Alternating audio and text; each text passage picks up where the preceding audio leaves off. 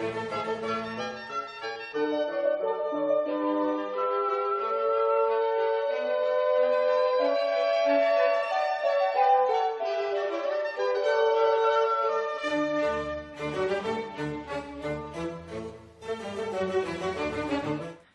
morning, everyone.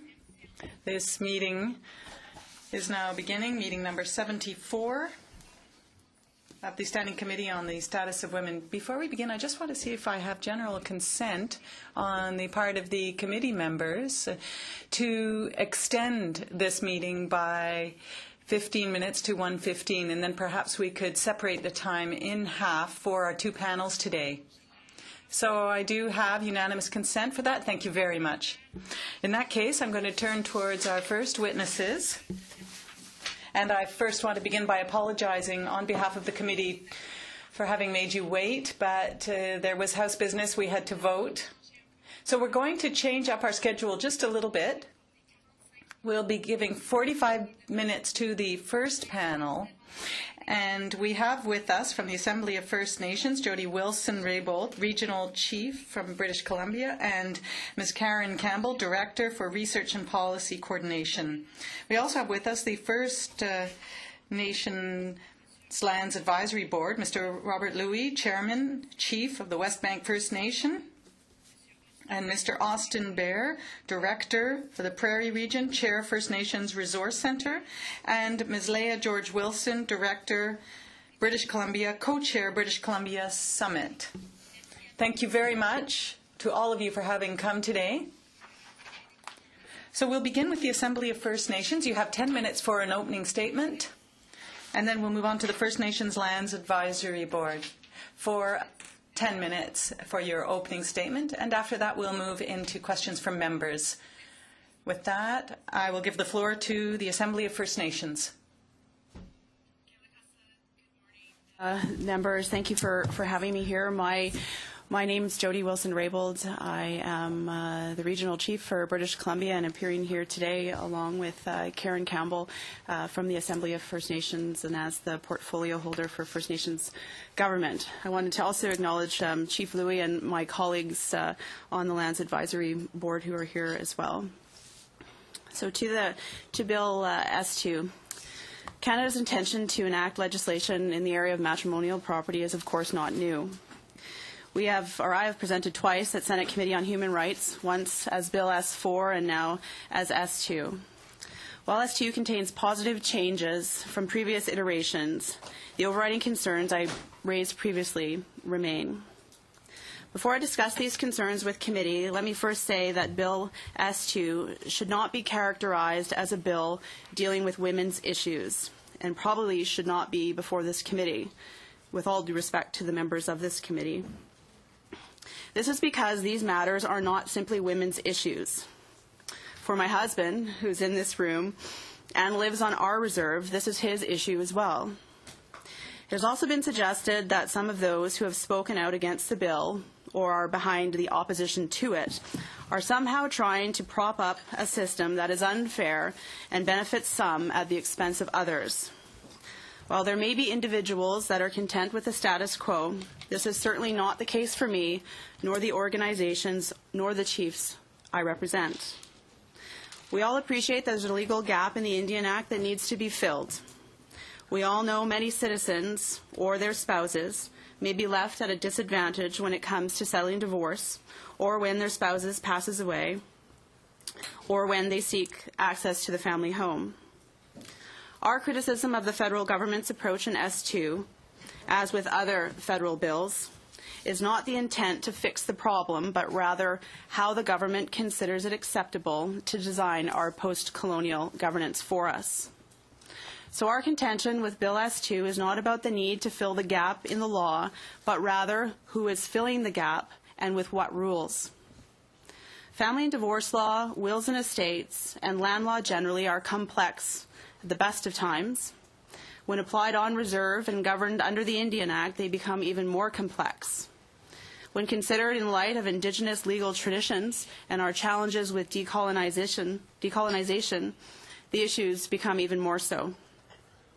Ideally, matters such as matrimonial property rights and interests should not be considered in isolation from other areas of interrelated law, but rather addressed comprehensively when our nations are rebuilding comprehensive governance reform, moving away from the Indian Act.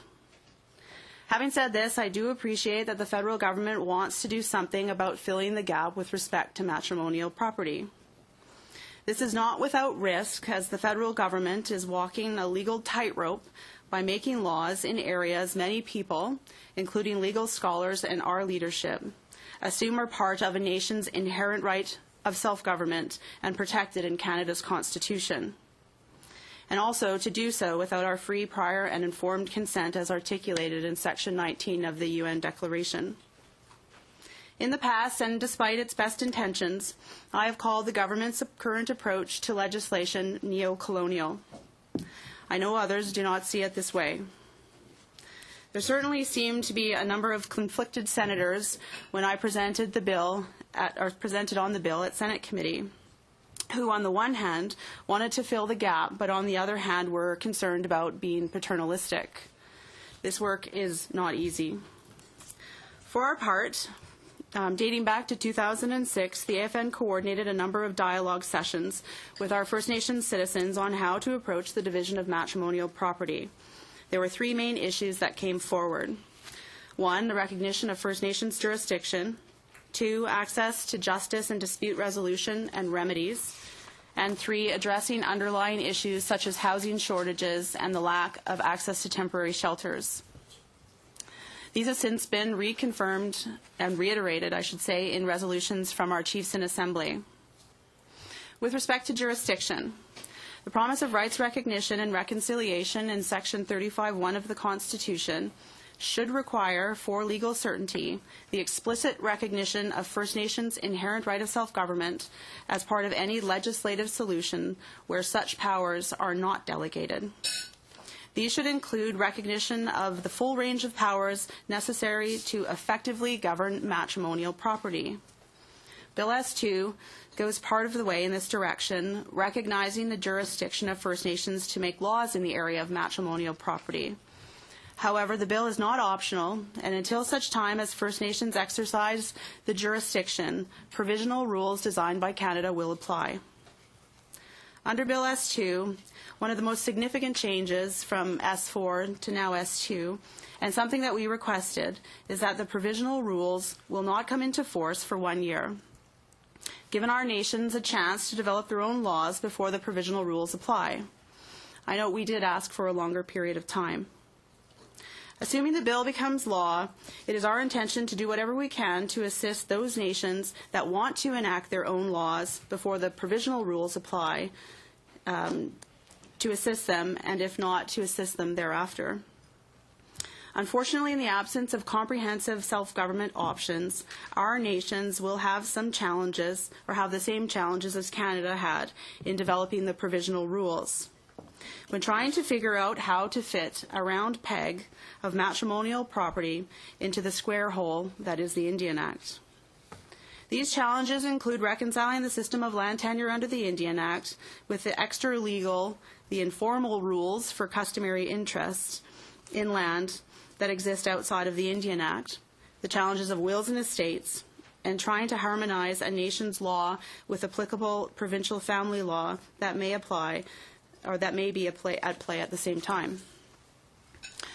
With respect to recognition of broader jurisdiction and implementing the inherent right of self-government, we will continue to develop and advocate our own comprehensive governance solutions that support our nations moving beyond the Indian Act, not simply the piecemeal or stovepipe approach the government is currently following.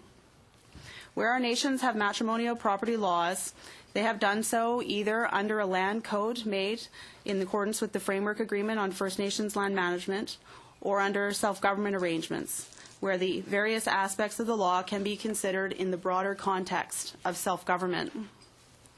With respect to the second point, access to justice, dispute resolution, and remedies, there is no question that figuring out the provisional rules, seeking an order, and then enforcing that order will be a challenge for many of our citizens. Seeking a remedy in court under Bill S2 will, we believe, be more expensive than for First Nation or for persons living off reserve. Due to significantly lower levels of income on reserves, it will therefore be more difficult for many couples to access the new remedies. Legal aid systems across Canada are chronically underfunded and are not meeting current needs, let alone the future demand created by the potential adoption of this legislation. The remedies with respect to the provisional rules rely on access to provincial courts. The general assumption of access to provincial courts is unfortunately not practical or realistic in many parts of the country. Furthermore, with respect to enforcements, preliminary research we have uncovers or shows a correlation between increased harassment and threats of violence against women who file for protection orders in instances where there are issues with their enforcement. We question the capacity and the ability of such orders to be effectively enforced, particularly in remote communities with limited access to police services. A law, any law, is only as good as the ability to enforce it. The problems of access to courts, appropriate dispute resolution, and enforcement generally has been one of the impetuses for First Nations to develop their own justice systems. It is important to empower our nations in doing this work themselves, particularly given the opportunity for success in enforcing their own laws. While S2 is explicit on the authority of provincial courts to hear disputes in relation to the provisional rules, it is not clear with respect to the access to justice for First Nations under their own matrimonial property laws, both with respect to the extent of the First Nation jurisdiction and how a First Nation could rely on the provincial or federal courts to enforce its laws if it so desires. The bill would have been stronger if these concerns had been addressed as previously discussed. At some point, we must tackle this issue. Pushing forward this legislation in absence of comprehensive or more comprehensive approach. Chief Wilson-Raybould, if you can conclude in 10 seconds, please. I would appreciate.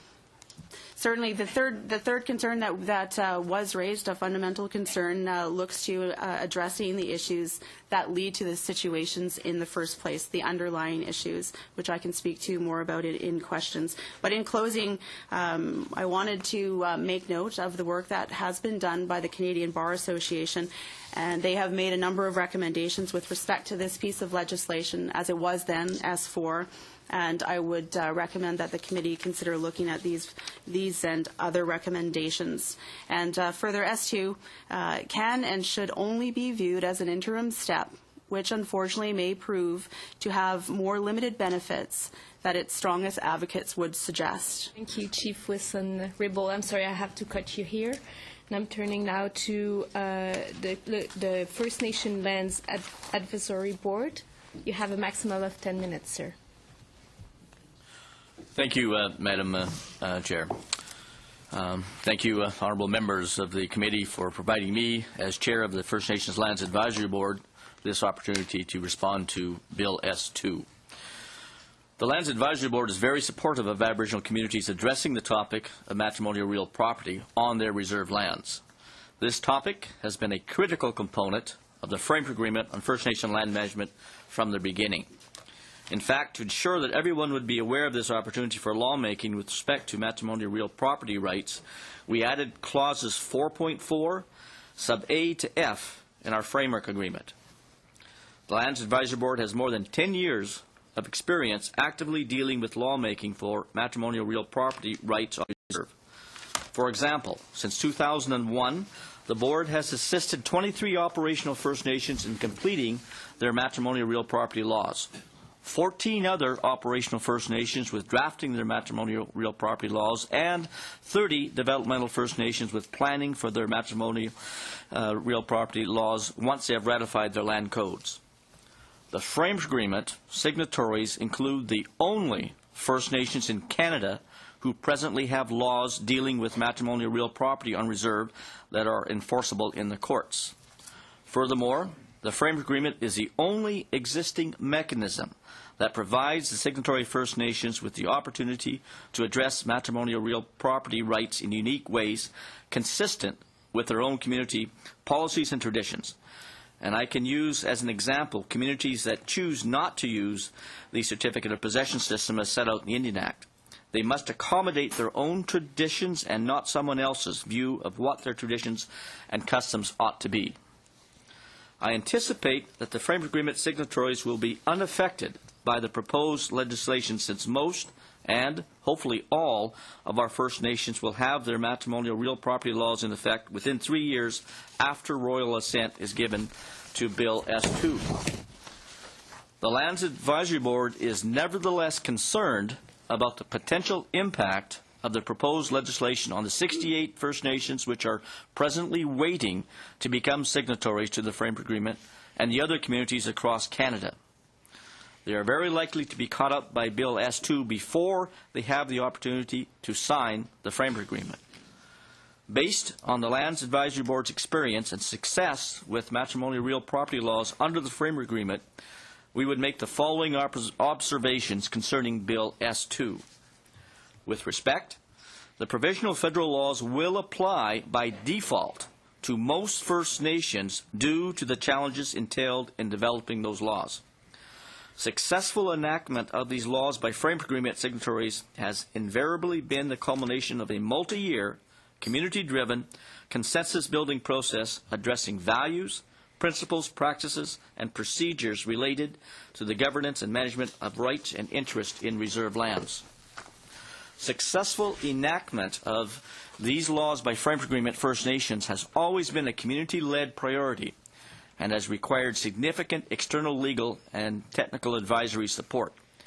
It is unrealistic to assume that those First Nations for whom land governance and management has not been given a priority will be able to expedite development of their own custom matrimonial real property laws in time to be exempt from the provisional federal rules.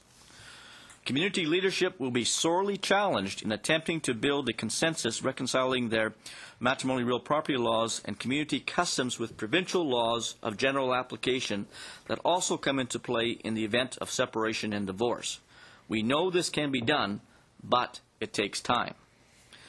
The complexities of these laws and reserves include the need to address and resolve a host of other local governance issues related, for example, the appropriate balance between individual and collective rights, claims of rights to reside on reserve, housing policy and distinctions between individual, common, and estate lands. Bill S2 makes no provision to compensate First Nations for the extensive and unavoidable legal and administrative costs entailed in development, enactment, and administration of their own unique First Nation matrimonial real property laws. This lack of resourcing will be fatal to the efforts of many communities to enact their own matrimonial real property laws. Essentially, Bill S2 is not about community governance at all because of this forced imposition. The provinces may be reluctant to participate in adjudication under the provisional federal rules. Through experience, the Lands Advisory Board and the Framework Agreement First Nations have found provincial governments to be uninterested in assuming any roles with respect to monitoring, dispute resolution, and/or enforcement with respect to First Nation land laws generally. Provincial governments cite concerns related to lack of capacity to accommodate the current workload of their judicial systems, uncompensated costs that they would incur, and the risk of attracting liability. Bill S2 does not address, much less resolve, these issues. The impact of Bill S2 may be much more extensive than has been anticipated. Canada appears to be working on the assumption that the primary focus of cases subject to the legislation will be a small subset of the 100,000 dwelling units on reserve for which formal land tenure arrangements are in place pursuant to Sections 20, 28 sub 2, 53, or 58 of the Indian Act. However, the provisional federal rules proposed in Bill S2 open the door for provincial judges to interpret the definition of a family home, and for the subsequent accumulation of a body of case law that may interpret these laws very differently and more expansively than intended. The definition of a right or interest in a family home on reserve could well be extended through case law to include the right to occupy band-owned housing which would have implications for housing policies and perhaps financial costs to First Nations. If this were to happen, many more cases can be anticipated. A provincial court could attach a monetary value to the right to occupy band-owned housing, free of rent or other charges for the rest of the life expectancy of the occupants. The net present value of this stream of housing benefits calculated like the net present value of an annuity could amount to several $100,000 per family home, which would have to be paid out to the departing spouse. In many cases, the alternatives of sale or sublease of the property would not generate the funds necessary to meet the award. Such precedents would create significant liabilities to be borne by either the First Nation member spouse who retains a family home, or more likely, in practical terms, by the First Nation. Based on the Land Advisory Board's experience and success with the framework agreement, we respectfully suggest that the committee consider the following recommendations regarding Bill S2. I have 6 recommendations. Given the time frame, I will just list the headings, and I'm certainly prepared through answer period to go into more detail, if Madam Chair, if that's proper. First recommendation, number 1, remove the mandatory time frame and make Bill S2 optional. Second recommendation, address First Nation jurisdictional concerns. Third recommendation, identify resources for First Nations.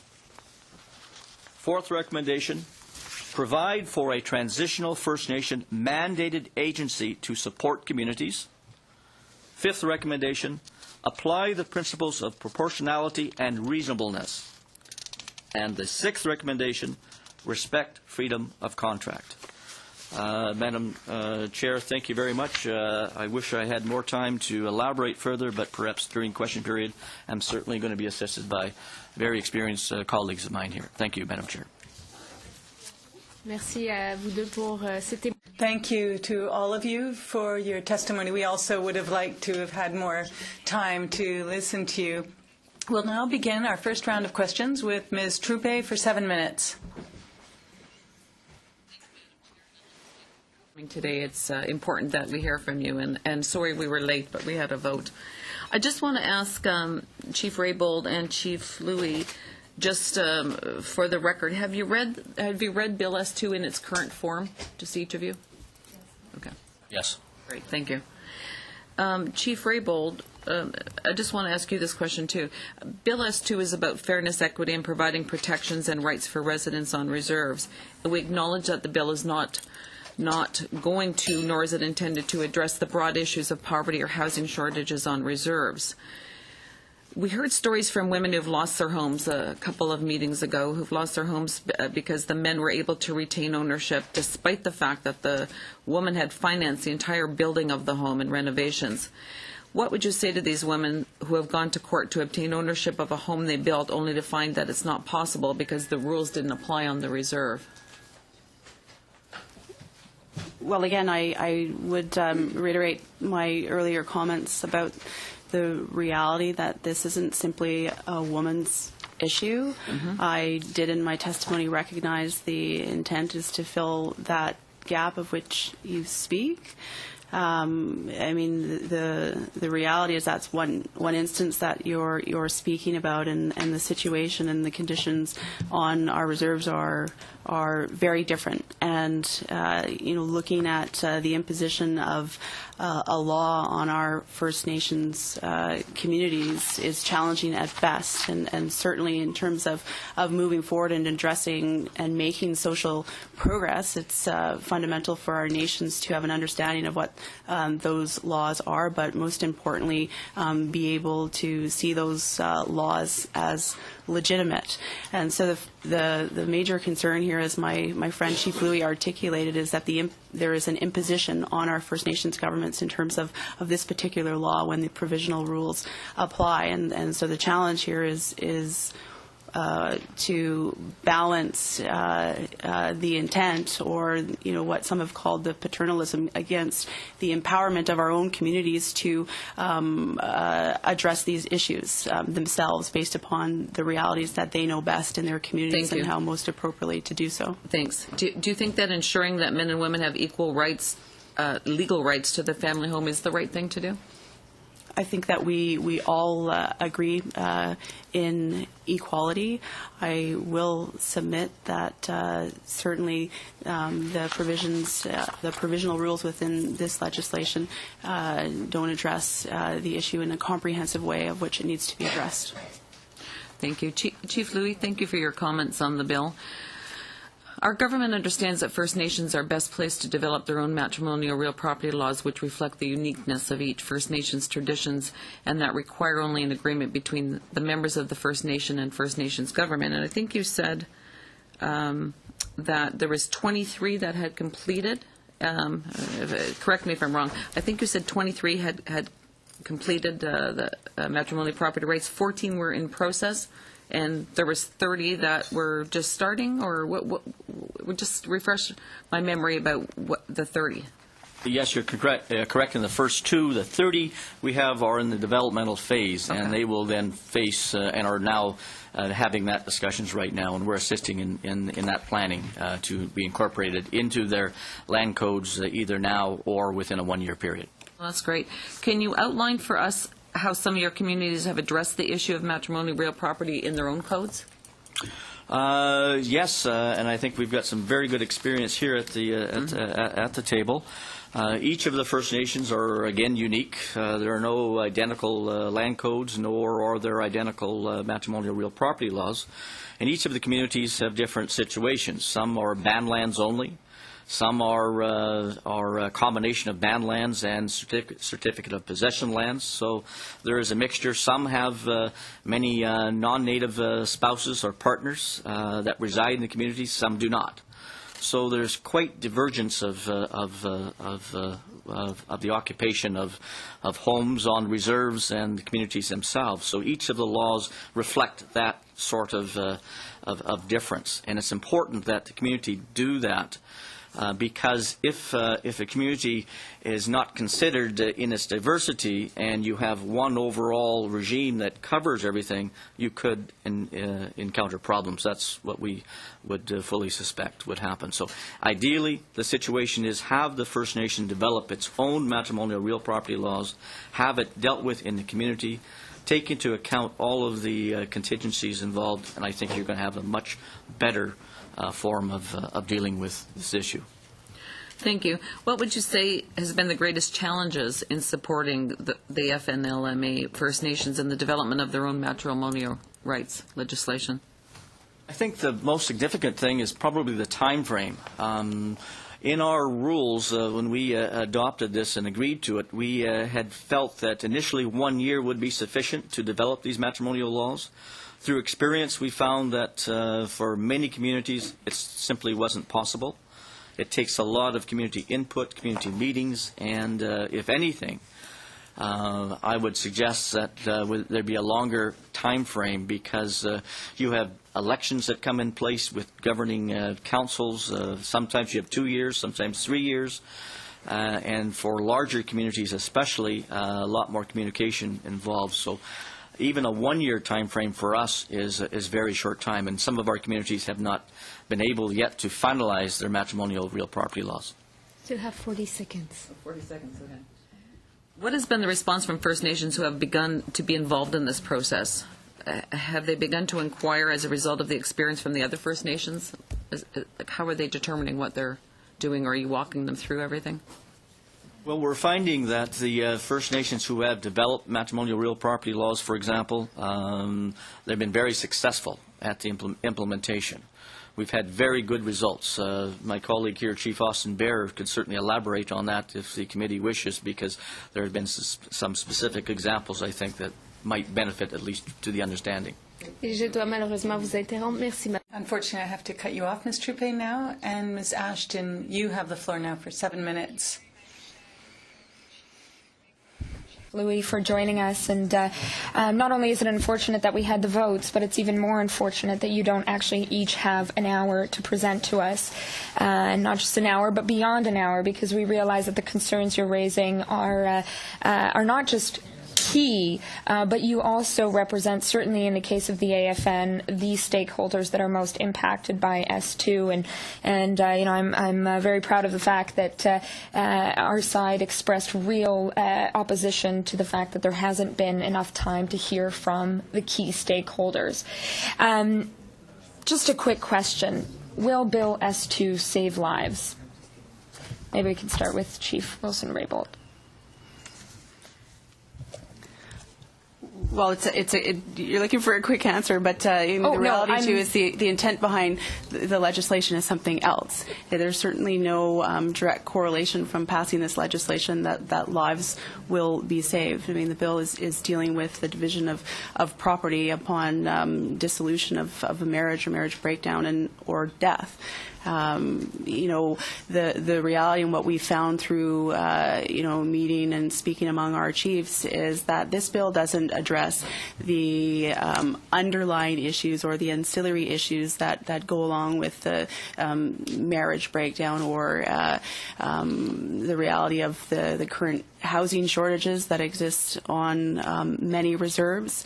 Does not address in a significant way the challenges that we have in terms of access to justice and many other issues that are and have been raised by the Assembly of First Nations and our leadership that fundamentally need to be addressed outside of legislation in order to ensure that there are the necessary protections not only for women but for all of our citizens on reserve. And this is something that we are looking to the government to commit to, not necessarily will these issues in any way, shape or form be addressed with respect to this piece of legislation that is being moved forward.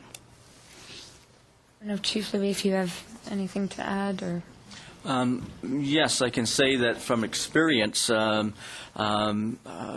dealing with matrimonial real property laws and understanding and hearing from First Nations across the country who have, in fact, implemented matrimonial real property laws, it's been a good thing. Whether it saved lives, I don't know. I think it's avoided problems, and I think that members in various communities understand because they're involved in the development of what it is that they want in the community, and they understand fully that if there is disputes or if there's matrimonial issues or things of significance that affects the matrimonial home or the children, that these matters are appropriately dealt with.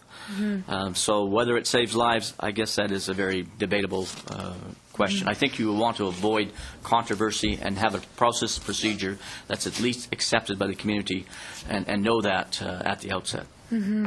Yeah, I appreciate that feedback because unfortunately the debate around S2 has been reduced to some pretty outrageous statements, and unfortunately, as we hear from both of you and certainly your colleagues that are with you, that there's some real concerns and there's ways of getting around these concerns, but by bringing closure to the debate and by preventing the key stakeholders from speaking to us, we are unable to make those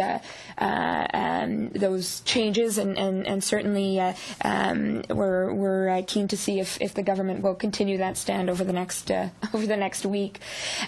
Just going back to the limited capacity or no capacity that many First Nations face in terms of implementation, I'm wondering if you could speak a bit to that, Chief Wilson-Raybould.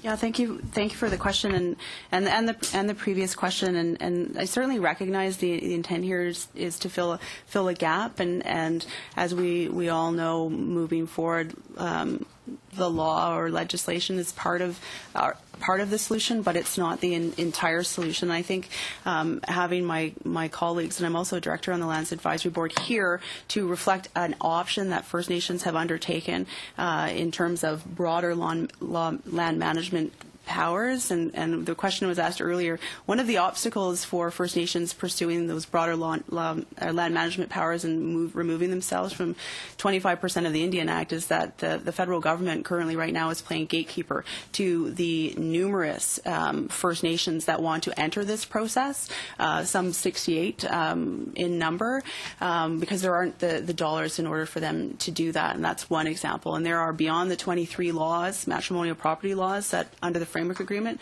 there are numerous other MRP laws in comprehensive self-government arrangements, as well as traditionally enacted by various First Nations. I think that it's important to look at this issue in that broader context of nation building and what communities are actually doing and the opportunities that they have. In terms of the funding capacity, I mean, what are First Nations working with, by and large, to be able to implement or tackle S2 if it comes down? Well, I mean, as I understand it, there's been some discussion around a center of excellence that was proposed to support First Nations in developing capacity, but I think my colleague here quite clearly articulated the challenges not only in terms of the resources, but in terms of the community engagement that is required to look to in passing a law. It has support that is needed is not necessarily articulated in terms of being an addition or something that has been considered in conjunction with this law being passed. And maybe just quickly, is there a trend here, problematic? We're dealing with a number of bills on First Nations. I mean, this bill should have been in the Aboriginal Affairs Committee. There's other bills that are coming through there where there's real concerns around consultation and listening to the concerns of First Nations. Very quickly, please. Absolutely. This piece of legislation in its fourth iteration is one of a number of pieces of legislation that are being put forward, as I mentioned, by this government that seeks to tinker around the edges of the Indian Act and deal in a stovepipe or compartmentalized way with specific jurisdictions without the fundamental need to have that broader discussion among our communities about comprehensive reform. Sorry about that. I'm turning now to Madame O'Neill-Gordon for a 7-minute round. And I'll be sharing my time with Roxanne James, and she will be starting. Thank you, Tilly, and also Chair, and welcome to our guests. I actually had a question. I'm going to direct this question both to Chief Wilson-Raybould and Chief Louis. In both of your opening statements, and I'm just going to try and quote this as best as I can, when speaking about the legislation, I know that Chief Wilson-Raybould, you had mentioned that, and you did give some recognition to the government for allowing First Nations to implement their own legislation first, but you said the problem is that it's not optional. And one of the recommendations, Chief Louis, that you had indicated, it was the first one actually, you made it very clear, is that we should remove or modify the time frame or allow it to be optional. And I'm just trying to understand, maybe you can help me with this, which First Nations, who would not want to implement matrimonial real property laws on reserves? Who would not want to? And what would the reason be? I don't think that there is a First Nation that doesn't want to. I think it becomes one of timeliness and the time it takes to do it and to do it properly. So I think everyone wants to, and I think we all take matrimonial legislation very, very seriously. It's a very serious issue. It's a very serious matter, but it takes time. And some communities, we find that it takes longer time than others. The cost and the burden of doing it properly, it varies from community to community, and this is an issue, I think, that has to be considered. So whether it's a center of excellence that will be a resource body that may help, but even if it does get in existence, then it has to be properly resourced, and there has to be involvement of First Nations in design of that. Thank you. So when you say optional, you didn't really mean to opt out? No. Okay, thank you. And Chief Wilson-Raybould, if you could comment on that too, because I find when I hear the word optional, it's like there's no need for it. So I just wondered if you can think of any First Nations across Canada that would feel that the equality of women with regards to MRP legislation should be something that's optional and they would want to opt out of. I'm just wondering if you could comment on that. Well, I agree with Chief Louis. I know that all of our nations see this as something that is a priority that needs to be addressed, and we have in various ways across our nations been addressing that issue, whether that be through self-government agreements or in the framework agreement.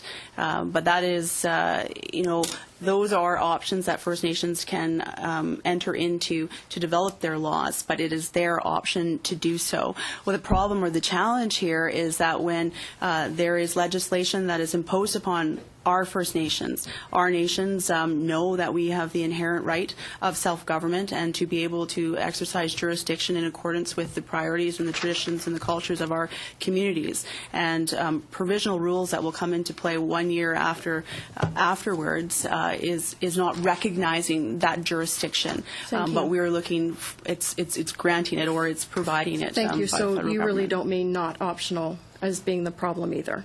We want to avoid the imposition of somebody else's laws on our own First Nations who are in the process and wanting to do that themselves. And you do realize, I know that you're concerned about the time frame, that maybe 1 year is not enough. And I know that you're probably aware that this legislation, there's been 4 iterations of this particular bill. The planning actually began way back in 2000 or 2001, but consultations across this country started in 2006. And I believe there was over 100 consultations over 76 different sites. So I'm just wondering if the reason why there isn't enough time frame with an additional 12 months after this legislation is actually approved or received royal assent, whether it's because some of these First Nations maybe were not in the initial consultations, they've never heard of this.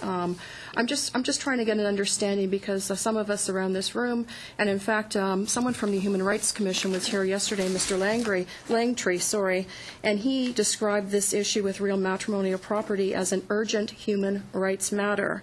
And he said both international and domestic human rights standards call for the equal treatment of women under the law. These same standards also call for the protection of women and their children against violence. So when I hear the word urgent, and I think that the legislative gap for this has been 25 years and growing, and I think of the consultation process and the planning, I'm thinking an additional 1 year to actually implement your own legislation. I'm having a difficult time understanding why that's not enough time, but I just wanted to switch over to something else at this point in time, and it has to do something, I believe it was Chief Louis, you'd mentioned you were concerned about leased property on reserves. And you had meant, I don't know exactly what you said, but it was something to do with there was some concern that the leased property would not be upkept or there could be a problem with that. And I'm just wondering if you're aware of the clauses within the bill with respect to leases. And I just want to read something, and I want to make it very clear that where a spouse or common law partner or survivor is granted exclusive rights to a leased premise and is not actually named in that original lease, that the provisions deemed in that original lease apply to the person who now becomes the leasee. So I just want to make sure that, because I know that you said something and there were some concerns about someone maintaining or upkeeping the property, and I just wanted to clearly indicate that this bill, S2, actually covers that, and it should not be necessarily one of the major concerns that you did bring forward today. And can I ask the Chair if there's how much time is left? Madam Chair? 1 minute. 1 minute? Okay, there was actually one other point I wanted to make on that. We only have, I will be given 2 minutes after the Conservatives have 2 full sessions. This is really not the way the time should be divided at this committee. Point of order. I think we have a point of order here from Madame Binet. So I would like the member to at least stop now and get us closer to what would be the appropriate time. That means that the time has not even been divided equally between the opposition and the government. I hear your point, Madame. I know, Madame Binet, you know the rules, and we have that rules installed, that we have each 7 minutes, and this is the tour that is installed in this committee. More we are taking time now, less you would have time for your questions. So I suggest we continue. Is there any... We did assume that there would be time on both sides when we agreed to divide it equally. What I said, and we can look in the blues, what I said is that we will extend 15 minutes our meeting and spread half time the witnesses. That brings us to 12:30. At no time did we think that the government should have more time than the opposition. It is about the time we gave to this committee to hear those witnesses. We expect you to impose some fairness on this committee and to make that crystal clear before you give the government more time than the opposition, when the purpose of committee is to hold the government and the government bill to account, not have cheerleading from the other side. I hear what you say, and I'm in the hand of the committee. We have some rules. If we want to change those rules, we need a motion, and we need a vote on it. So I didn't hear a motion yet. And is it a point of order from this side? It's a point of order. So I will turn to your point of order. Thank you, Madam Chair. I just wanted to point out to the member opposite, Ms. Bennett, that the official opposition in this committee is actually the NDP. And representation by the questions that we have in this committee is based on the number of members that are at this committee. And right now, as you can see, the government has more members. And that's the way that, and as you pointed out very clearly in our original guidelines for this committee, this is the rotation. James, you can continue. Thank but you. I hear no point of order so far. If you have a point of order, I suppose maybe I was helping clarify your point as well, that the guidelines for this committee were set on the start of this Thank committee. you, Madam James. And I respect that the member is not actually Thank a you, member Madam of this James. committee. Thank you. I need no help to clarify my decision. Does any other point of order, Madam Crowder? Just perhaps it's too late at this stage, but I want to support Ms. Bennett's statement. Normally, committees look for a balance in terms of questioning witnesses.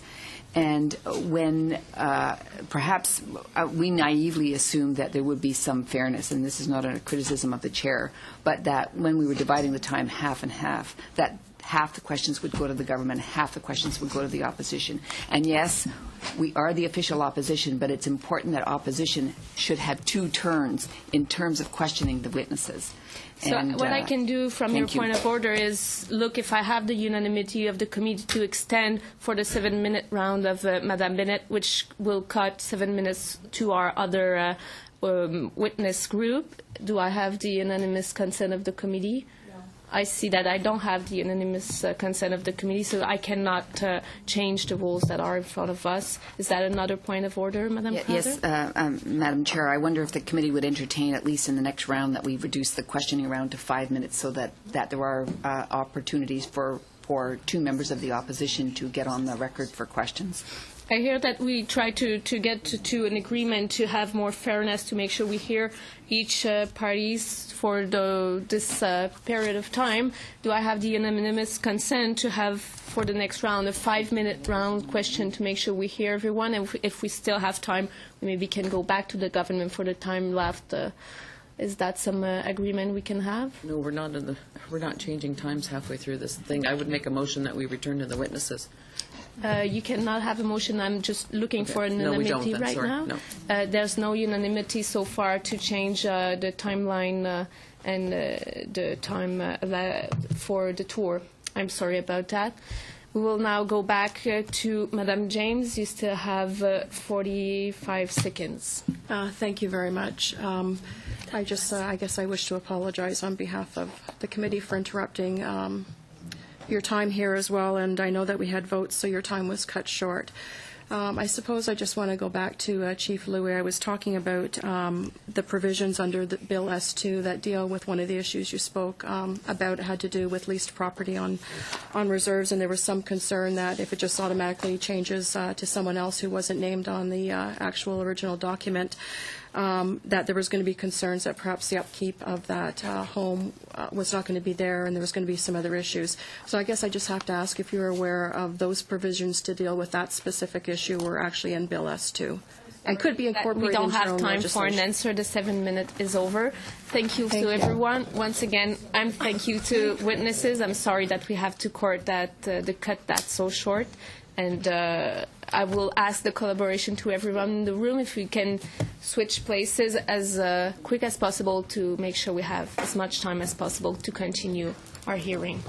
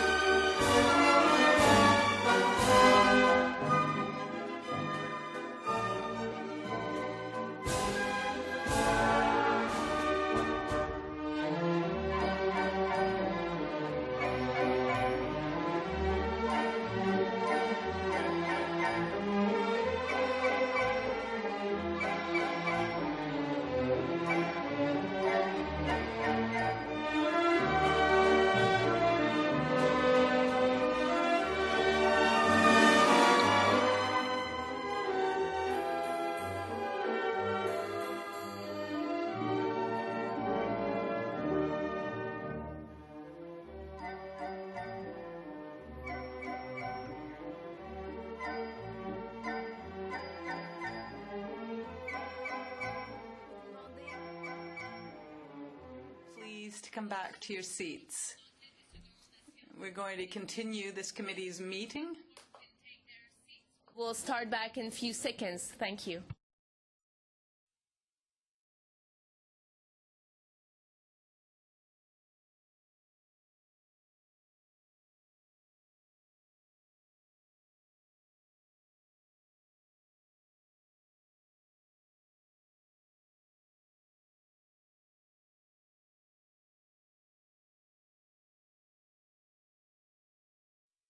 Alors, nous reprenons notre séance des... We're going to continue the meeting of the Standing Committee on the Status of Women. I would just like to remind all the members that we'll be sitting until 1:15. We have with us now our witness from the National Association of Friendship Centres, Jeffrey Sear, Executive Director. And by video conference, the Young Women's Christian Association, Ms. Deborah Campbell, and I think I now have a point of order. Yes.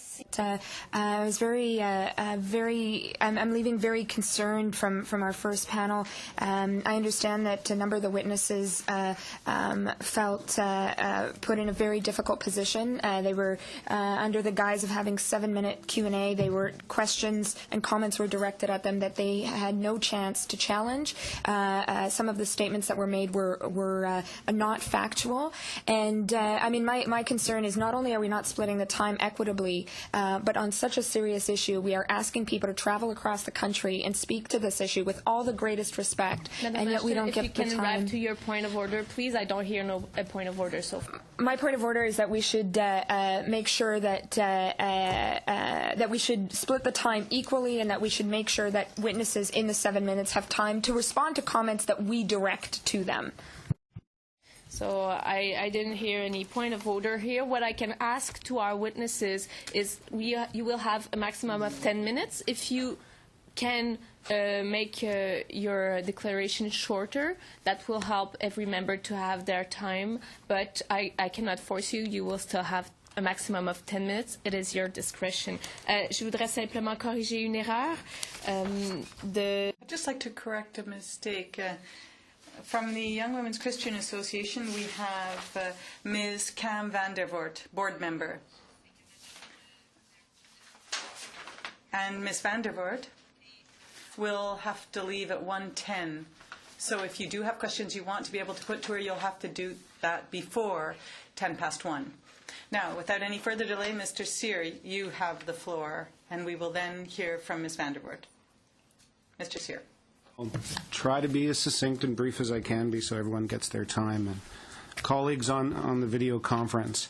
Madam Chair, distinguished members of this Status of Women Standing Committee, thank you for the opportunity to present on what we consider this very serious issue. I want to acknowledge the traditional lands of the Algonquin Nation where we are meeting today. And for your edification, my name is Jeff Sear. I'm Métis from Manitoba and the Executive Director of the National Association of Friendship Centres. This is my first appearance in front of your committee, and as such I'll provide some background as to whom we are as an organization, what we do, and why that's relevant to the issue at hand. The National Association of Friendship Centres is a national Aboriginal organization comprised of 119 friendship centres across the country, from coast to coast to coast. That includes 7 provincial territorial organizations. The early history of the Friendship Centre movement in Canada is found in cities of Toronto, Winnipeg, and Vancouver, started in the 1950s by Aboriginal people, for Aboriginal people. The history and evolution of the Friendship Centre movement is reflective of the modern history of Aboriginal people in Canada. Our history is one of continual growth and continual expansion as we seek to meet the health, social, economic, safety, educational, and transitional needs of First Nations, Métis, and Inuit peoples in the urban centres of this country. So for over 60 years, we've been front and center in assisting Aboriginal people to become fully acquainted with urban life, maintain their culture as an anchor, and utilize services available to them as they adjust to life in the city. Friendship centres not only provide invaluable services to urban Aboriginal people who utilize these programs, the movement also provides employment. There are presently 2,600 people employed through friendship centres. 72% of them are women. We are also community anchors, and we're hubs for social innovation in urban centres. In my notes, I have a list of programs and services that we provide, and I'm going to be very brief with this, from prenatal, healthy babies, Head Start, youth care, housing, mental health, wellness, diabetes, drug and alcohol, youth programs, employment services, and on and on. Issues of violence and youth at risk for sexual exploitation and crimes are also areas of high priority for our movement, along with protecting women and children from harm and family violence. And while friendship centres have had long-term success in offering and delivering these vital services, there are many challenges which we confront. Some are forced by demographic realities, while others pertain to organizational capacities. As you know, the urban Aboriginal population in Canada continues to increase. In 1996, it was 47%. In 2006, it was 54%. Today, it is over 60%. And in some metropolitan areas, it's over 80% of the population lives in urban areas. And of course, that population is overwhelmingly young, under the age of 25. These demographic realities place strong pressures on the human and fiscal capacities of our centres. And we can talk later about how our centres are funded if it comes up in question. I'm going to move on so we can get to the point.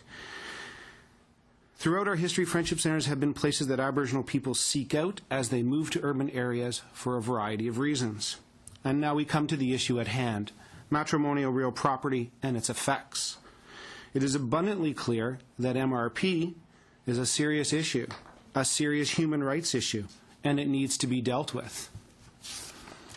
When women and children leave their community as a result of these issues, where do they go? Where do you think they go? On the whole, they end up in cities. They look for services, and they end up at the Friendship Centre door. As the National Association of Friendship Centres, we need there to be awareness of the social complexities of these issues that have been wrought in off-reserve environment. And the presentation earlier today by AFN and the other presenter spoke to some of those social complexities.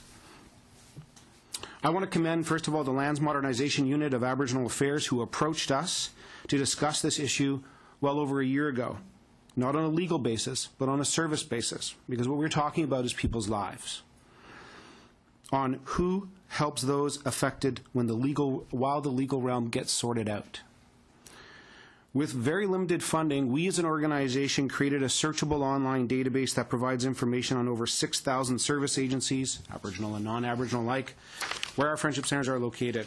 It includes contact information on programs and services related to health, housing, education, justice, culture, childcare, community support, and government support. We created this database as a means of providing information directly into the hands of Aboriginal people, and in particular First Nations women, who need this information for their transition from reserve to a city. This website, which will be launched later this month, is called New Journeys.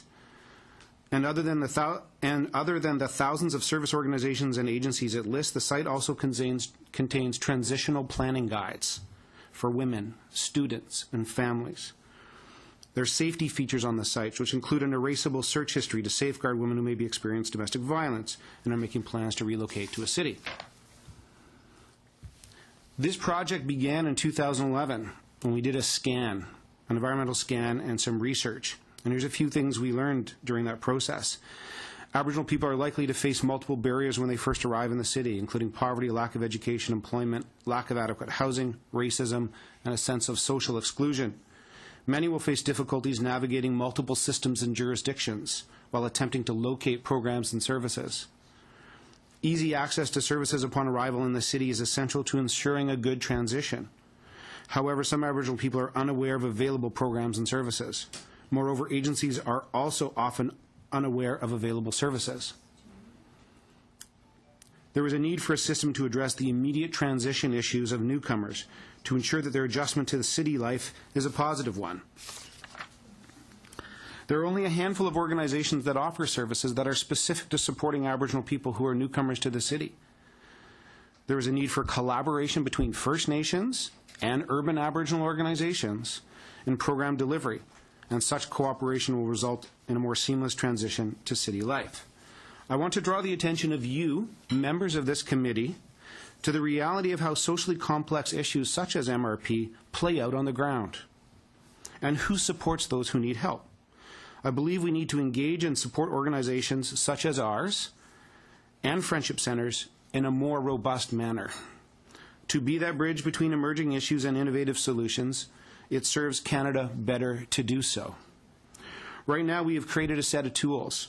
We have taken a nickel and stretched it to make a dollar, which is really what we're good at, actually. But eventually, we'll need to look behind the veil, and we'll ask, how are we supporting Aboriginal women in Canada in the long term? Changes to matrimonial property and the legal infrastructure in Canada are, in my opinion, long overdue. As Canada's largest Aboriginal service infrastructure, the Friendship Centre movement will continue to be central in addressing issues related to MRP and be that vital resource to women and children relocating to urban areas. But it goes beyond legislation. We need your assistance. We need your deep engagement. We need your recognition of our services and our partnerships, and we need to move beyond project-driven funding and build real capacity in our organizations. And this is an added comment to my notes. This is incredibly important. When we bring in pieces of legislation, they have far-reaching implications that won't be done within 1 year. And when people are seeking services, they're going to seek it in the urban environment, and they'll be at our door. And we're not necessarily having the resources to answer all those questions. And we can't do it on a project-driven basis. It's too difficult. So I'm going to cut my comments short. Thank you, Magweech, to all of you for your attention. I look forward to more dialogue on issues affecting urban Aboriginal life. Merci, Monsieur Cyr. Et sans perdre plus de temps, je me tourne. Thank you. And we'll now turn to Ms. Kim Vandervoort for 10 minutes.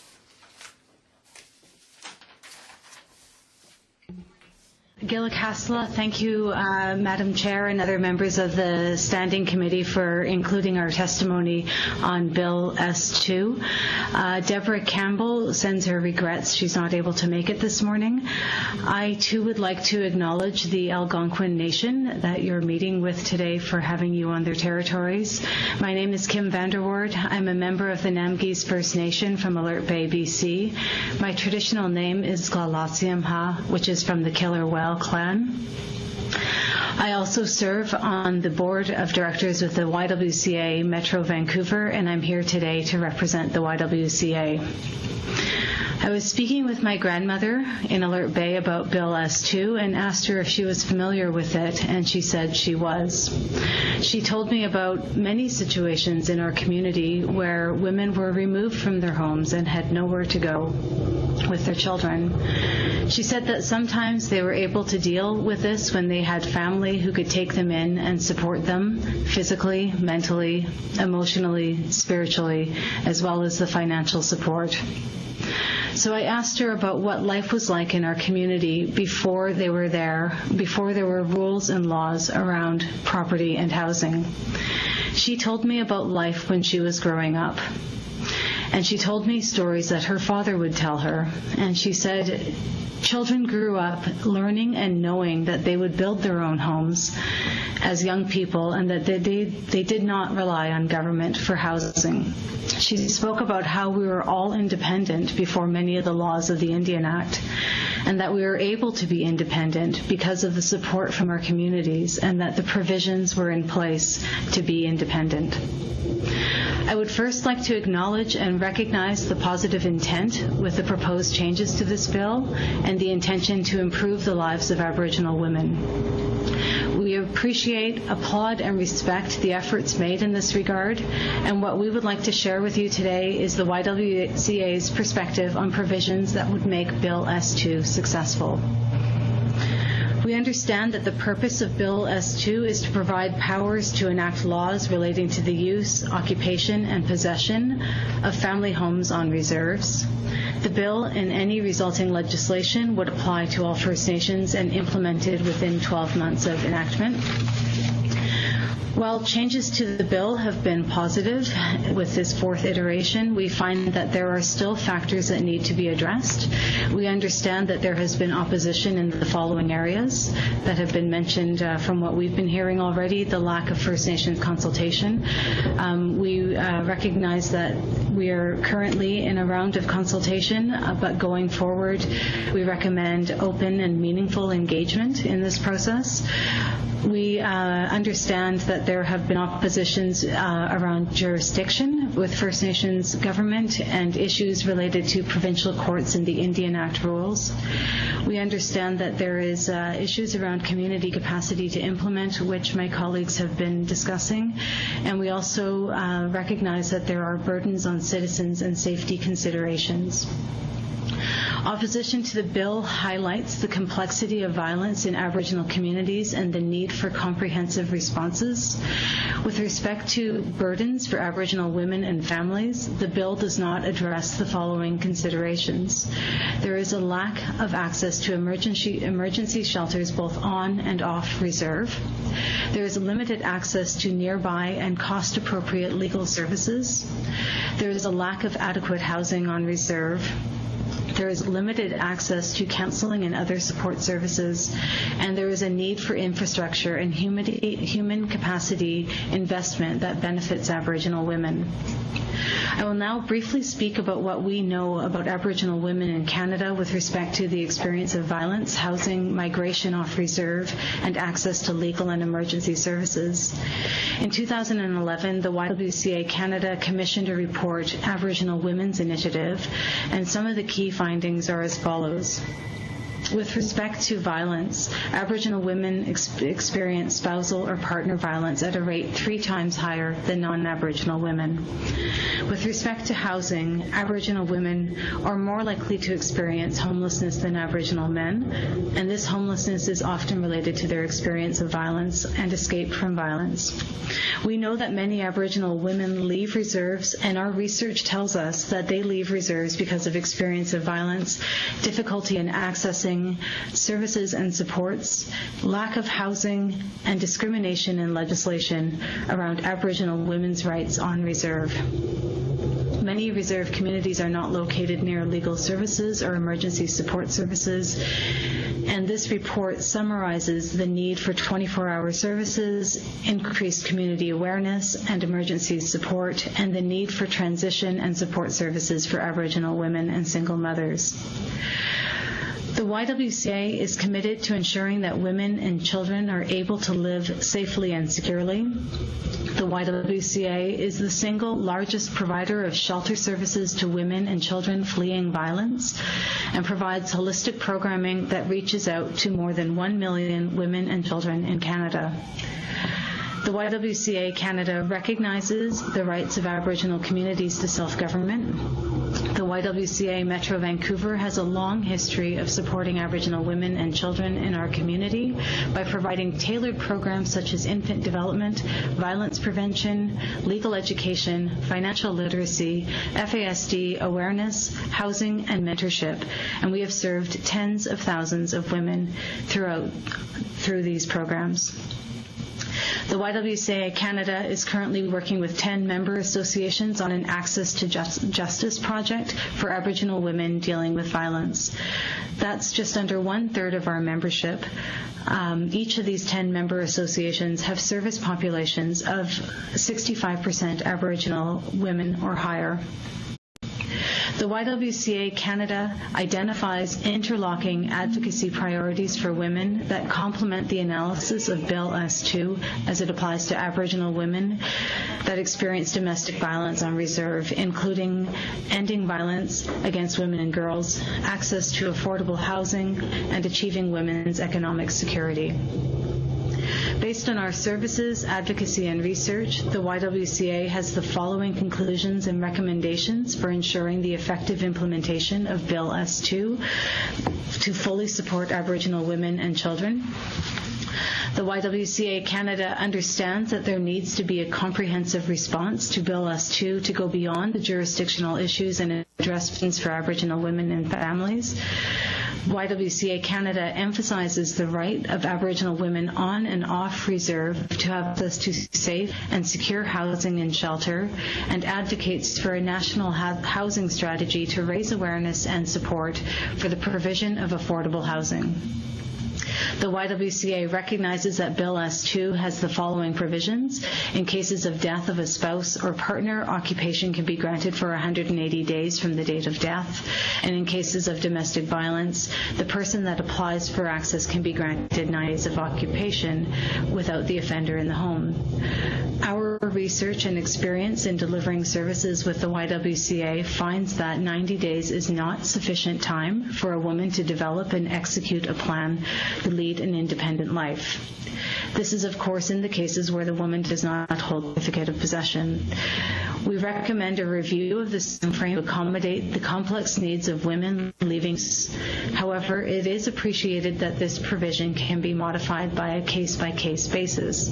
We do note the potential additional burden for Aboriginal women applying for these additional days. The comprehensive recommendations advanced by the Assembly of First Nations and the Native Women's Association of Canada overlap with the YWCA's stated positions on violence against women and economic security.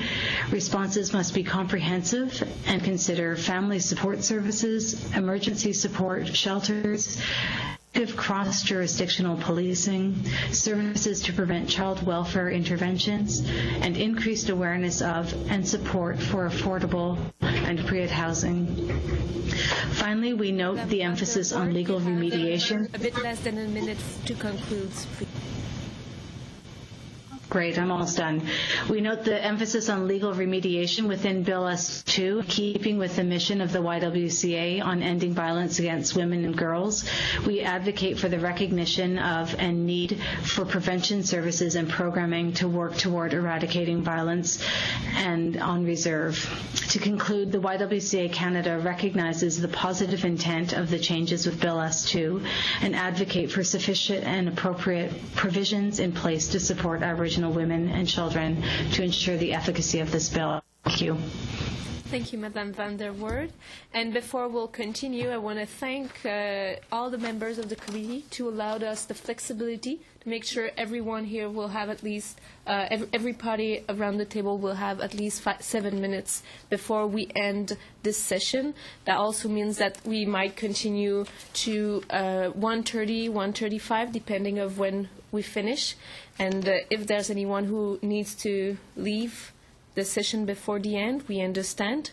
Madame Van der Woerd, when do you have to leave?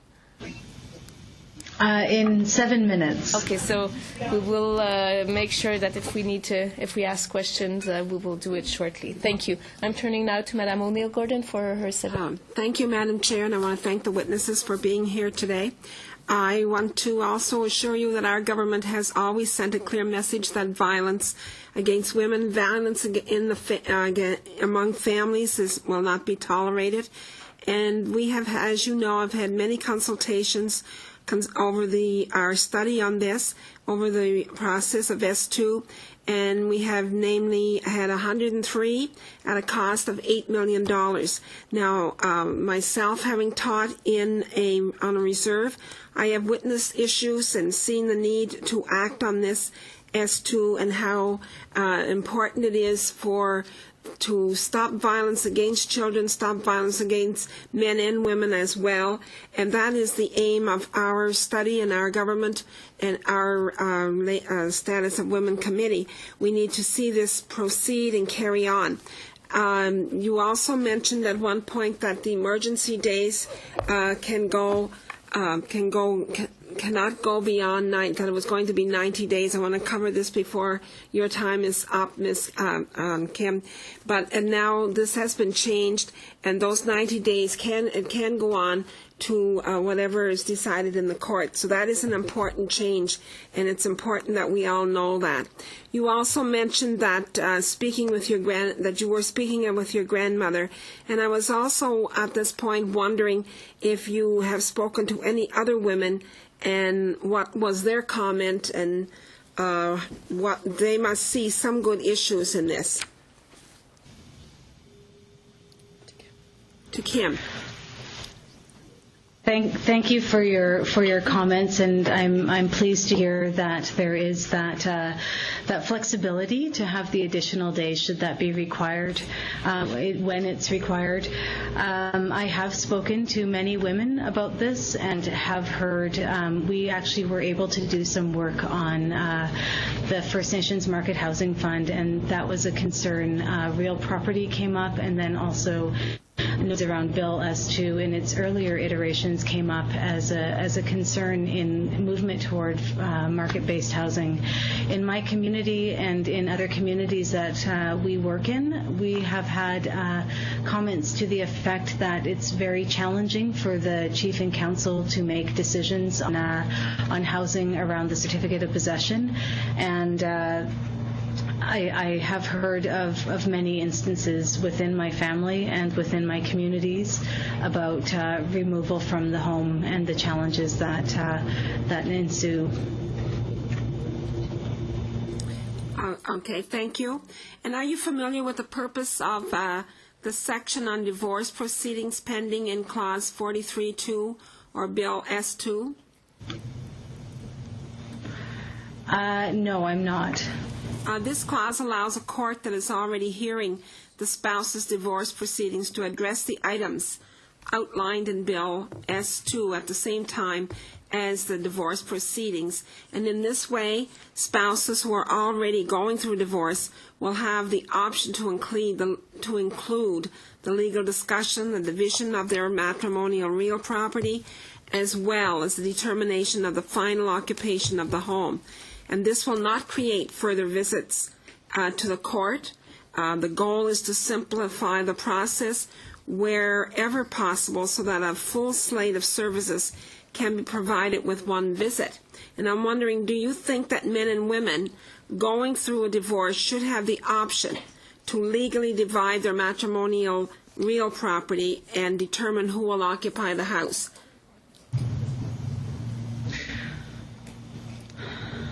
I was actually looking at understanding the context for this bill. I was recognizing that there is a gap within the rules that are governed in the Indian Act.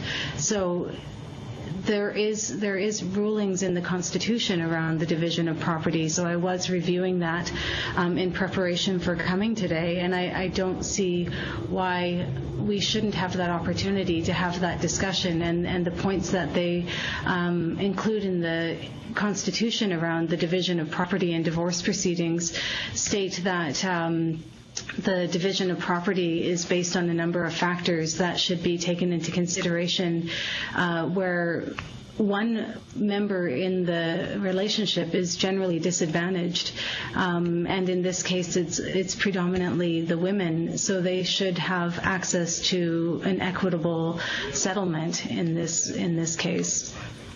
Okay, thank you for your comment on such. And I'm wondering, have you discussed with your membership the factors which must be considered before granting, before the granting of an exclusive occupation order as laid out in Clause 20 of Bill S2? And if so, what was their comment? What was their reaction?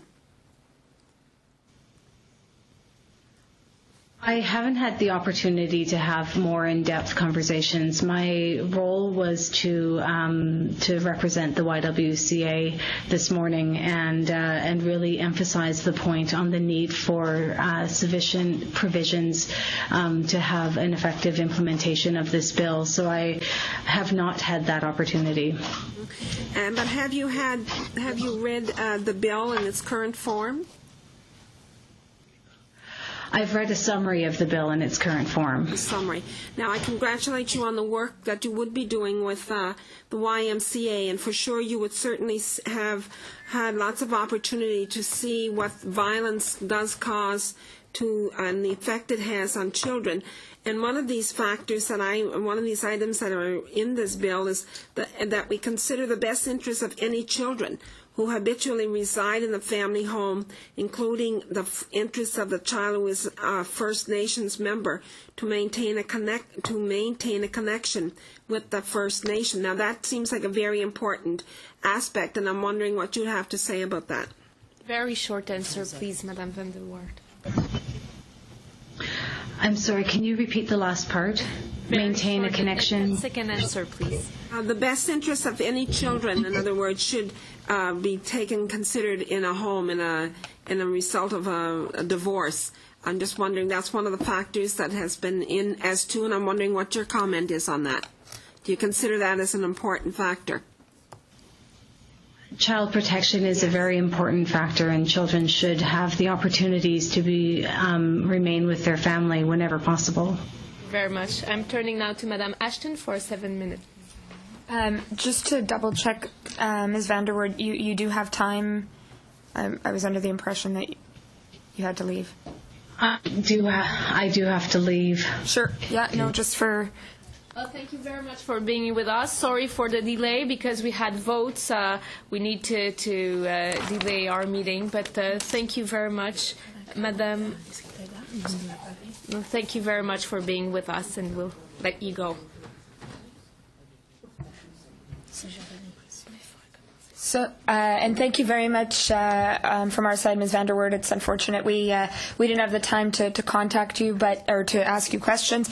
And so many important points were raised. Mr. Sear, there's no question that the Friendship Centres do really critical work with Aboriginal women, Aboriginal men, Aboriginal youth in many communities. I'm very proud of the chance to have that I've had to work with Friendship Centres in the area that I represent, and I've been concerned at times when the government hasn't been there to support the critical work, particularly with young people, for example. But recognizing that this legislation is about on-reserve First Nations, and I think that somehow has gotten lost in the fray. We spent quite a bit of time hearing from the Congress of Aboriginal Peoples, who don't represent on-reserve First Nations. We've heard a lot of rhetoric, but the reality is, we have to be clear who this pertains to. Now, I'm wondering, in your experience in working with the Friendship Centres, and maybe, in terms of bringing an on-the-ground perspective, if you could speak to us about some of the reasons why people leave First Nations, whether it's in Manitoba or across the country. Sure. I think it's a pretty long list, the reasons why, but we'll try to put some of it in plain speak. People have been migrating from rural areas and reserves to cities for the better part of 50, 60 years at a fairly rapid pace. This is not a trend unique to Canada. It's around the world. So people migrate for a couple of key reasons. Usually it's driven by economics.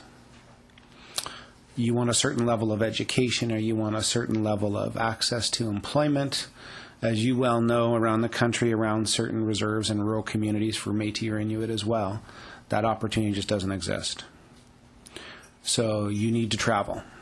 And you may come back to your community, but you need to travel in order to find those. Now, there are other reasons as well. Healthcare is another one. Where do you have healthcare access? And access to services more generally. And this refers directly to S2 now, because people leave divorce and separation situations for a variety of reasons that they occur, and they need services. I know this. I was divorced 6 years ago. I went through the process. It's not fun. There's not a lot of guidance. Even if you're not Aboriginal, you're dealing with the complexities of First Nations law or Indian Act law on reserve, and the complexities of interworking that with provincial law as well. So the access to services, to bring it back to the point of this committee, for those people affected by S2 or affected both before and after S2's potential passing, exists, and it's going to exist for a long time. And one of the reasons is because it takes a long time to resolve marital and other spousal disputes, on reserve or off reserve. It takes a long time, years. And in those years, you need service. You can't wait. 90 days is nothing. 180 days is nothing in that situation. So what do those people do? Their home community, whether it's a reserve or not, may not be a friendly place to be for 180 days.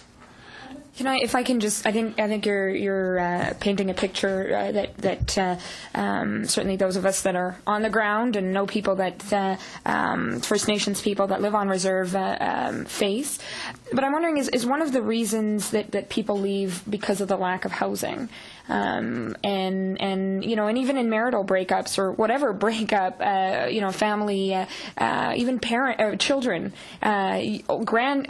adult children, do they come to friendship centers and urban centers seeking help, because we're talking about the ones that friendship centers deal with, in part because they don't have anywhere to live on their reserve?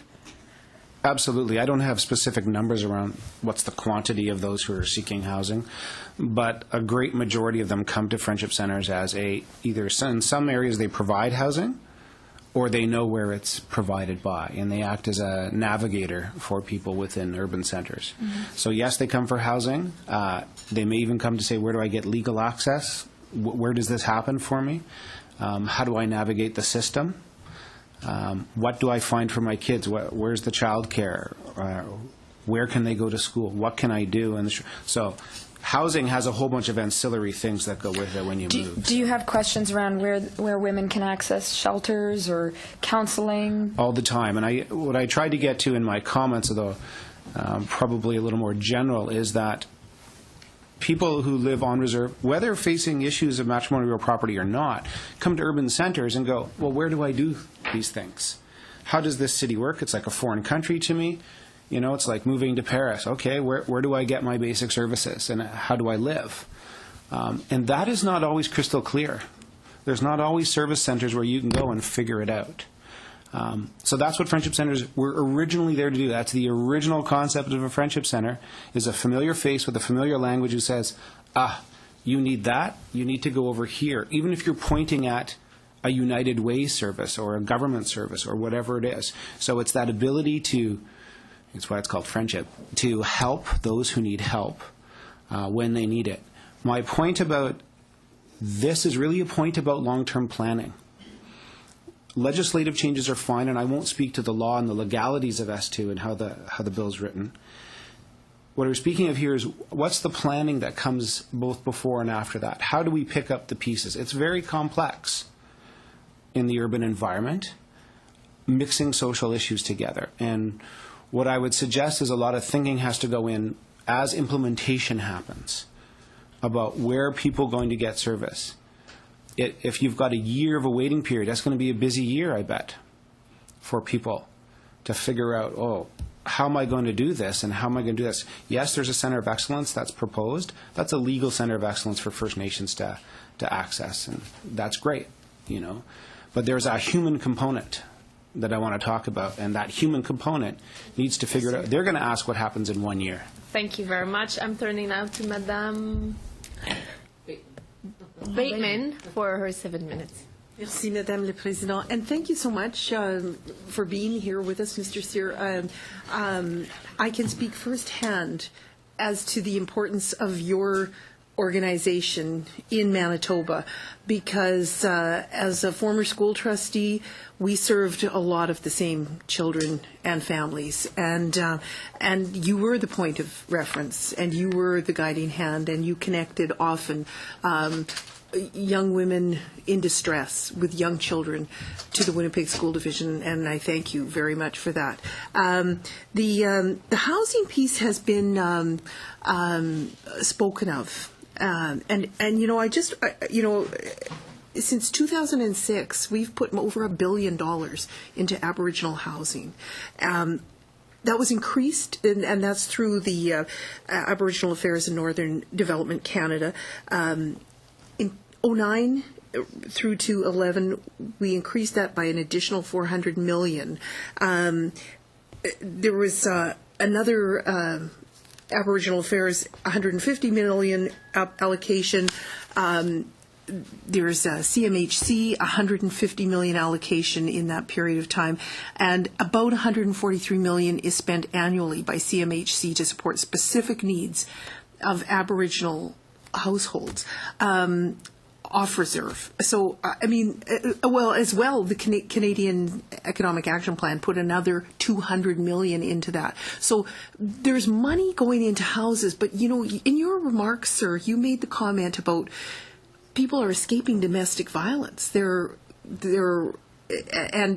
regardless of the house, if you have no rights to stay in that house with your children, you're thrown out of the house as a result of a conflict. Organizations such as yours in the urban settings are crucial. Now, could you please, you've talked about how you're reaching out to these people. You talked about, and another witness talked about earlier, the 3 times greater, she's gone now, but the Aboriginal women being subject to 3 times greater domestic violence. This is what we're trying to help with. This is what we're trying to achieve. And it seems to me that you are too. You're supporting these people. How do we best work together on this? Well, thanks for the question. Unfortunately, and I return to the issue that there's a lot of complexities. I do respect that. And there are some resources. I don't think they're enough, whether on the housing side, especially in the off-reserve setting. I think there's more work to be done, although there is some investment that's happened over the last number of years. I think maybe we're just shaving off the tip of that iceberg. I think there's a lot more that needs to be done in an urban setting for affordable, sustainable housing for low-income families. The challenge, and what we're trying to address, is the challenge that on reserve, women do not have rights. I just had a conversation with my son last night.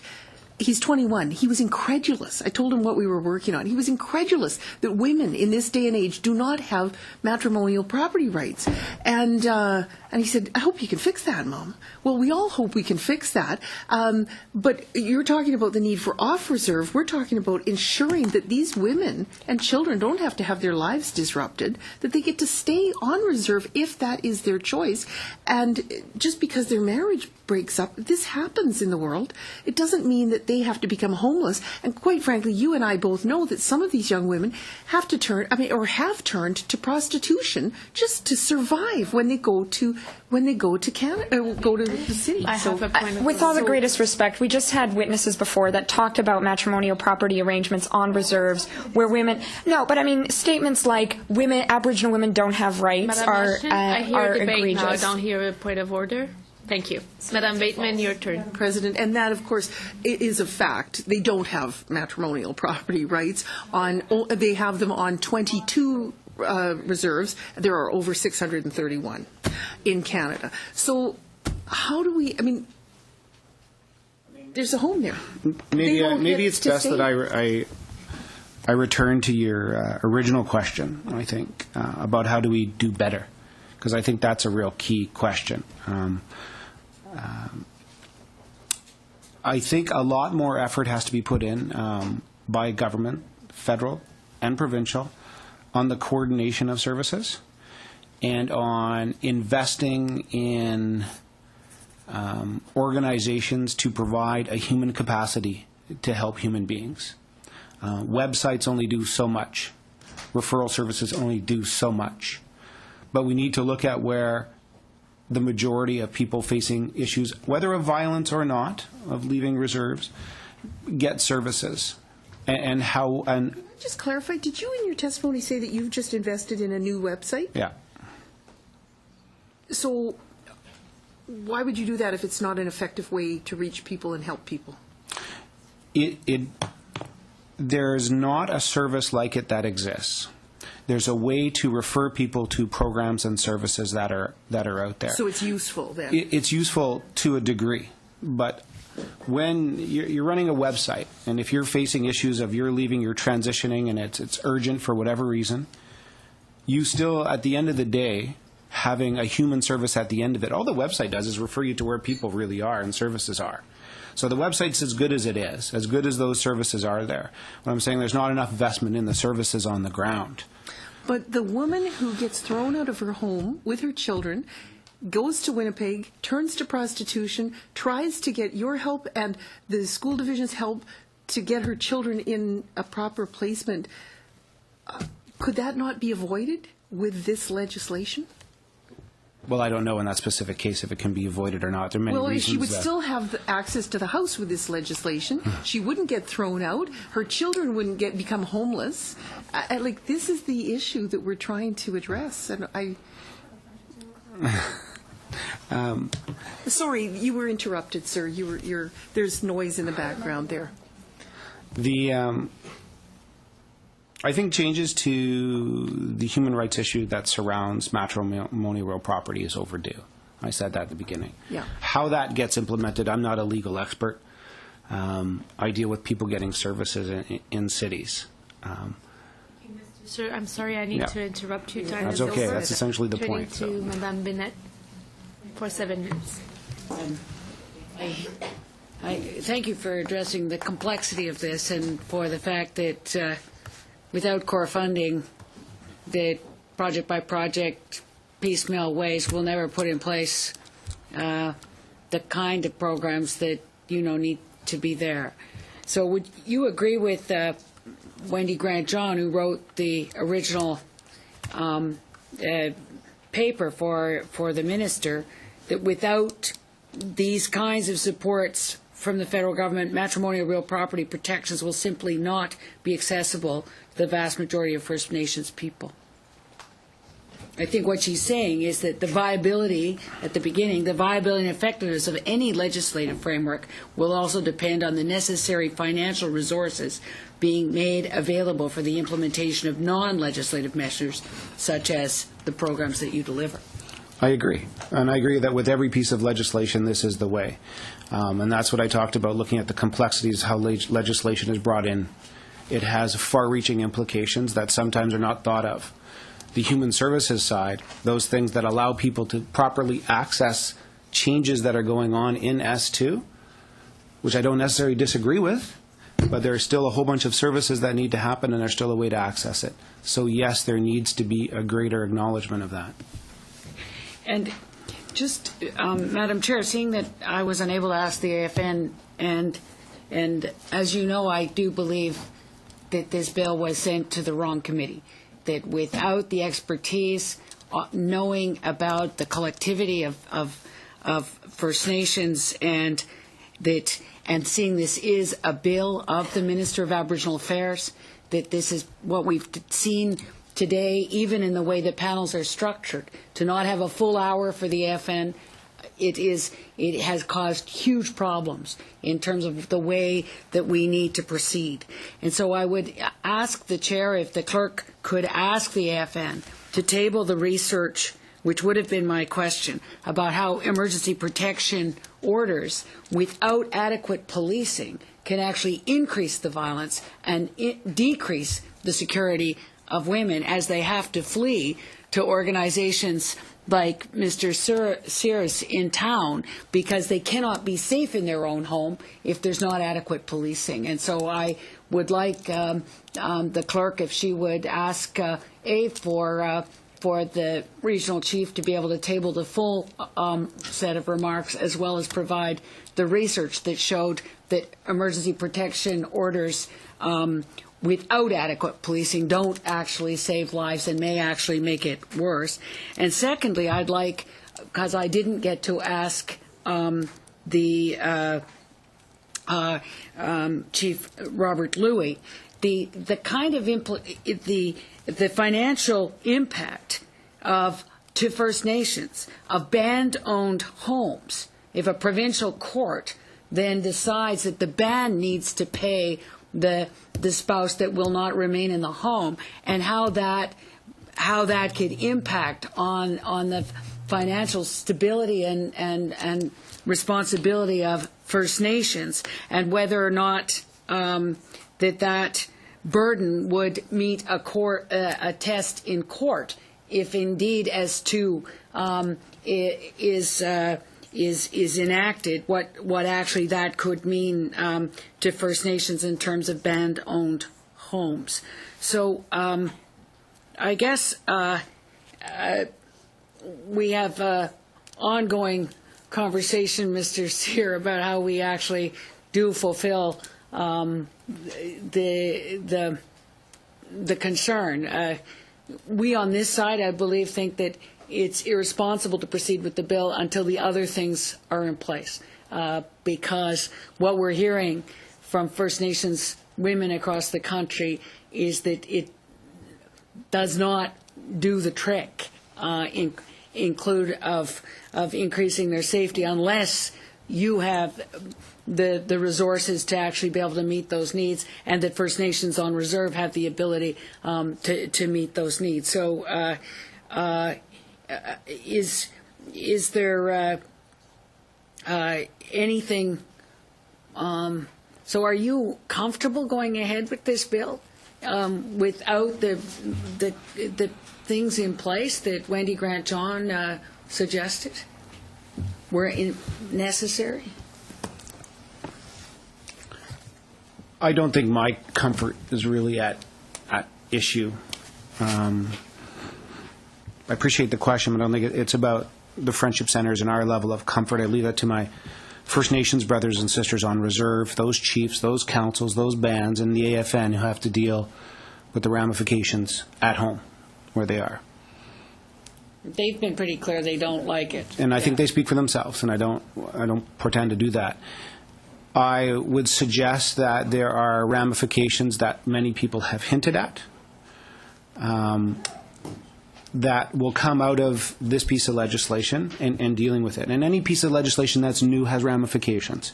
It takes time for the Canadian society to absorb it, and what does that mean? And there's all kinds of little things we didn't think of as we went through these processes. I think that services need to be looked at and need to be enhanced in the urban environment for Aboriginal people, without a doubt. And we've always maintained that.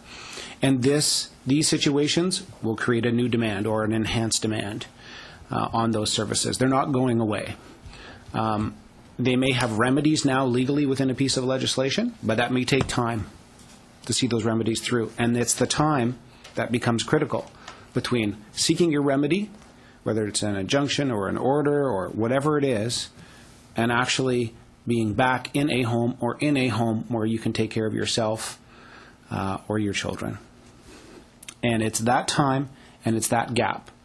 And it's not a comment on the legal proprietariness of the bill itself, which is what it is, and the consultation process is what it is. It's what will happen or what happens now that concerns us as an organization. And it seems to concern the YWCA as well, because they end up in our centers. And then what do we do? Merci, Monsieur Sear. You're welcome. Merci, Madame Bennett. Donc, c'est ce qui... Thank you, Mr. Sear, and thank you, Ms. Bennett. That wraps up our meeting. On behalf of the committee, Mr. Sear, I'd like to thank you once again for coming to this meeting. And the clerk will follow up with Ms. Bennett's requests. On that, I will adjourn the meeting. Thank you.